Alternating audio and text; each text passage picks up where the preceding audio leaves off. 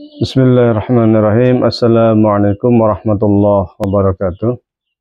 Alhamdulillahirabbil alamin wassalatu wassalamu ala asyrafil anbiya'i wal mursalin sayyidina wa maulana Muhammadin wa ala alihi wa sahbihi ajmain, amma ba'du. Jemaah sekalian yang kami hormati, sebelumnya pernah kami sampaikan terkait tentang kembali ke Al-Quran dan Sunnah, yang mau tidak mau kita harus merujuk atau kembali kepada turas Islam atau yang sering disebut dengan kitab kuning. Dari beberapa komentar di Facebook, ternyata banyak yang belum paham apa itu kitab kuning. Kitab kuning ini kalau kita lihat, ini saya membawa buku judulnya Syarhu Fathil Qorib Al-Mujib. Ini fikih mazhab Syafi'i. Dan kita lihat kitabnya warnanya kuning. Maka orang sering menyebut kitab kuning karena memang orang dulu itu ketika menulis kertasnya itu warnanya kekuningan. Ini ada buku judulnya itu Tahdzibul Akhlaq punya Ibnu Skaweh. Ini cetakannya kertasnya putih. Bukan kuning, ini putih. Tapi dua-duanya ini meskipun ini kertasnya putih, ini kertasnya kuning, tetap dua-duanya disebut sebagai kitab kuning. Yang cetakan baru Fathul Qorib ataupun Al-Iqna ataupun buku-buku Ihya Ulumuddin dan sebagainya karya Imam Al-Ghazali, itu rata-rata cetakannya menggunakan kertas putih. Kertasnya model putih seperti ini, bukan kuning lagi. Jadi yang dimaksud dengan kitab kuning itu sesungguhnya adalah karya ulama kita yang telah berumur minimal 100 tahun. Baik ditulis dengan menggunakan atau dicetak dengan menggunakan kertas putih, kertas hitam, kertas hijau, atau apalah terserah. Namun selama itu kitab itu sudah umurnya lebih dari 100 tahun, maka sering disebut dengan istilah kitab kuning. Kitab kuning itu mencakup bisa tafsir, bisa hadis, ulumul Quran, ulumul hadis, sastra, balaghah, bahasa Arab, dan sebagainya.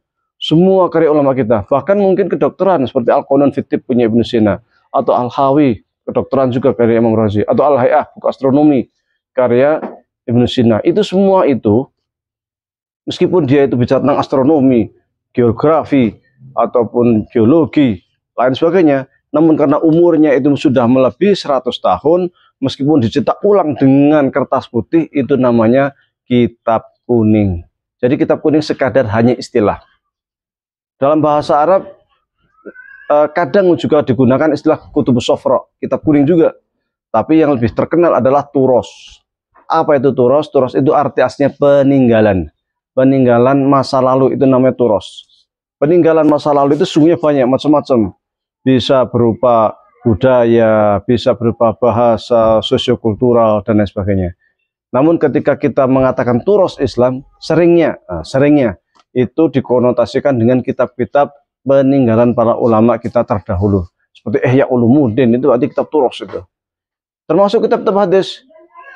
Sahih Bukhari, Sahih Muslim, Imam Nasai, Imam Tirmidzi, Abu Daud, kitab-kitab hadis itu juga bagian dari turas Islam, dan itu juga kitab kuning.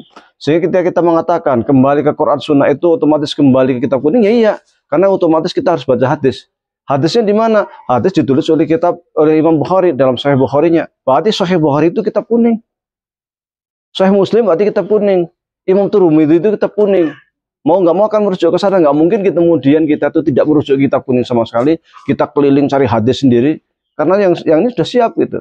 Bahkan kita tinggal buka di laptop, Maktabah Syamilah, enter, ketemu buku-buku yang sudah dikumpulkan oleh ulama-ulama kita terdahulu. Dan itu meskipun sifatnya itu Maktabah Syamilah, program yang hanya tinggal enter, buku-buku PDF di sana juga sering disebut dengan istilah kitab kuning. Memang istilah kitab kuning itu ngetren di kalangan santri, dan mereka yang tidak pernah mondok ataupun nyantri serasa asing, dan seakan-akan kitab kuning itu adalah buku milik kelompok tertentu. Oh tidak, turas Islam, secara Islam, pemikiran Islam, fikih, hadis, tafsir, balaghah, semua itu milik kekayaan milik umat Islam semuanya. Bukan milik ormas tertentu, bukan milik organisasi tertentu, tapi milik semua umat Islam. Maka karena kita itu ketika belajar selalu berpijak kepada peninggalan masa lalu. Kita belajar balaghah menggunakan karya-karya ulama kita. Kita belajar nahwu pakai katakanlah pakai kitab Jurumiyah, Amriti, Alfiyah Ibnu Malik. Itu kitab-kitab yang peninggalan ulama kita. Belajar tafsir Ibnu Katsir, itu kitab kuning Ibnu Katsir, Ibnu Tabari, Jalalain, Nasafi, dan lain sebagainya. Kitab kuning semua. Jadi kita mau nggak mau akan ke sana. Maka mereka yang anti terhadap kitab kuning itu sama dengan anti terhadap pemikiran keislaman. Ulama-ulama besar dunia yang lahir saat ini, yang pemikirannya sangat luar biasa dan juga dikonsumsi di dunia internasional, itu adalah ulama-ulama yang memang sangat menguasai kitab kuning. Yusuf Qaradawi, Ramadan Al-Buti, Syekh Ali Jum'ah, Habib Ali Al-Jufri, ya bahkan yang mungkin dianggap sekuler, Hasan Hanafi, Abid Al-Jabiri, dan lain sebagainya. Mereka kitab kuningnya luar biasa, penguasaan terhadap turas Islamnya luar biasa.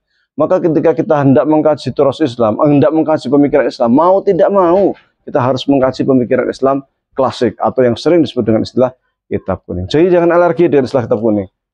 Jangan kemudian kita gerah, karena memang itu pijakan kita di dalam belajar dan mengarungi, menyelami pemikiran keislaman. Wallahu a'lam wabillahi taufiq wal hidayah. Assalamualaikum warahmatullahi wabarakatuh.